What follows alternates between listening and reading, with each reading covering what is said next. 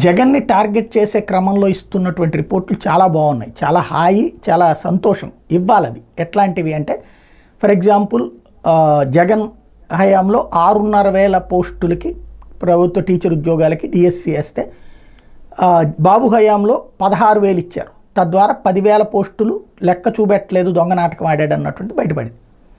అదే సందర్భంలో పోలీస్ డిపార్ట్మెంట్లో 20,000 పోస్టులు ఖాళీ ఉన్నాయి అన్నటువంటిది నిన్ననే అనిత చెప్పుకొచ్చారు.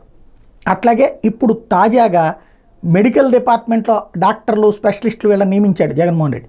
0 వేకెన్సీ అన్నారు. అయితే ఇప్పుడు తాజాగా వచ్చినటువంటి నివేదిక ప్రకారం 25,000 ఉద్యోగాలు ఖాళీ ఉన్నాయి అన్నటువంటి విషయం తేలింది. ఆ డిపార్ట్మెంట్ ఇచ్చిన నివేదిక.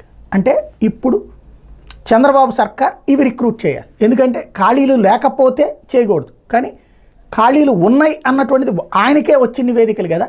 అది జగన్ని టార్గెట్ చేయడం కోసం ఇచ్చిన నివేదికలన్నా ఇప్పుడు ఈ ప్రభుత్వ ఉద్యోగాల కోసం అల్లల్లాడుతున్నటువంటి వాళ్ళకి ఇప్పుడు 16,000 ప్రభుత్వ టీచర్ల ఉద్యోగాలే కాకుండా ఇప్పుడు 20,000 పోలీసు ఉద్యోగాలు, 25,000 మెడికల్ ఉద్యోగాలు. అంటే ఇక్కడ ఒక 45,000, అదొక 16,000, అయితే అక్కడికి ఒక 60,000. జగన్మోహన్ రెడ్డి టైంలో సచివాలయ ఉద్యోగాలను కొత్తవి సృష్టించి ఇచ్చారు, డిపార్ట్మెంట్లే పట్టించుకోవాలి. దానివల్ల ఈటెట్లో ఉద్యోగాలు రిక్రూట్మెంట్లు చేసుకురాలేదు. వాటి తర్వాత హాస్పిటళ్ళు పెట్టినప్పుడు అవసరం కాబట్టి అవి చేసుకొచ్చారు. 108 పెట్టినప్పుడు అవసరం కాబట్టి ఆర్టీటీ, అయితే అది ప్రభుత్వం కాదు, 108 ఏజెన్సీ తరపున చేస్తారు. ఇప్పుడు టోటల్గా ఏం చేయబోతుంది ఈ ప్రభుత్వం? ఈ ఖాళీలన్నీ భర్తీ చేస్తుందా చూడాలి.